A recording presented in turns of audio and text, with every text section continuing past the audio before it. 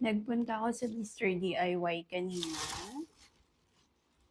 Ayan, kaya mag-haul tayo ng mga napamili ko. This is worth 350 pesos lang silang lahat.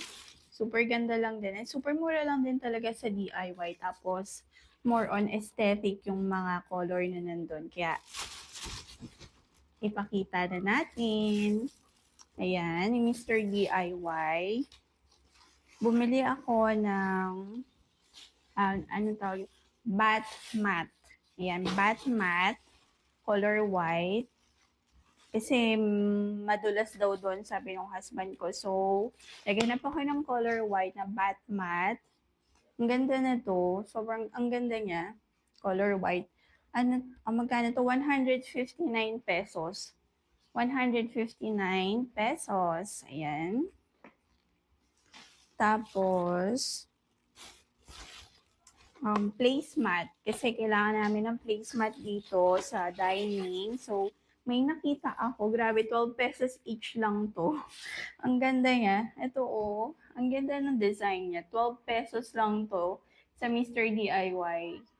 Ilang peraso na lang yung mga nandun pagka mga color white. So, kumuha na ako ng 4 para sa aming 4 dito sa bahay. Ang ganda na to, promise. 12 pesos na placemat. Ayan. Ang ganda ng design niya, tingnan nyo. Transparent siya, tapos medyo madulas lang siya, pero okay na to.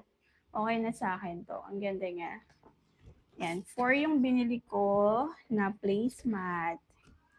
12 pesos lang. So, magkano siya? 2, 4, 6, 2, 4, 6, 8, 8. 48 pesos, tama ba? 48 pesos yung 4 na to. Ang ganda niya, Yan. Color white tayo. Tapos, meron din akong binili na placemat ulit. Ito, 47 pesos lang to. 2 peraso na. Ayan, placemat, textile textural placemat. Ano, buksan natin.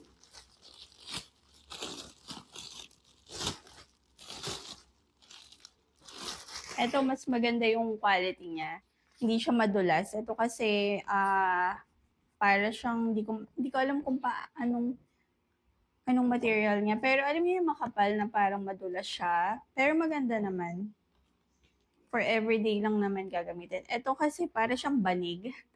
Alam niyo yun, yung parang banig. Ayan, color white. 47 pesos lang tong dalawang to.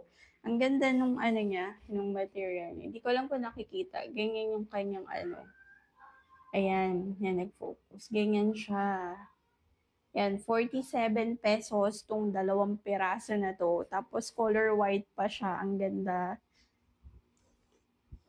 Ang bango. Amoy DIY. Yan, more on white. White tayo sa mga ganito. So, total to nasa 80 pesos lang itong 6 pieces. 80 pesos something. Tapos, may nakita kasi nag-restock sila doon. Ang dami na lang stock na bago doon. Ito, hindi ko alam kung ano tawag. Stretch film. Ito, ngayon ko lang sa kanila nakita itong stretch film na to. Para to sa pagkain. Pagka, kunyari, i-store mo siya or magte-take out ka, yan. Sabi ng husband ko, kumuha na to. Kasi ang kapal niya, sa grocery, magkano to? Ang mahal na to sa grocery.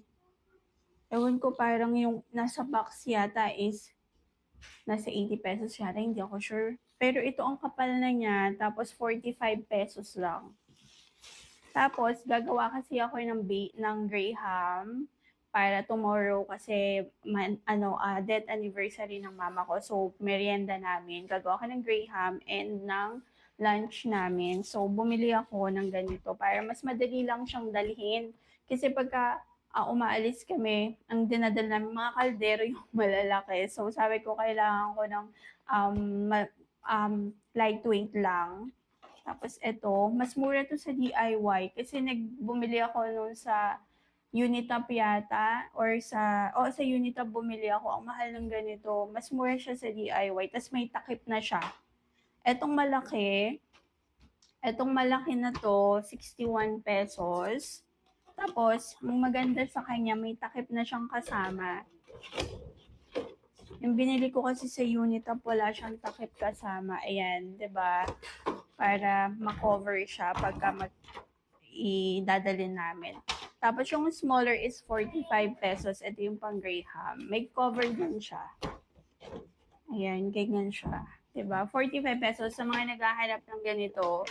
Ano bang tawag dito? Sa aluminum foil tray with cover. Sa DIY na kayo kumuha kasi mas mura siya, tas may cover pa siya. May iba't ibang sizes doon. Pili na lang kayo. Ngayon kasi marami talaga silang bagong dating na mga stocks ng mga gamit. So, ayun. Ayun, 350 pesos lang tong lahat ng to sa DIY.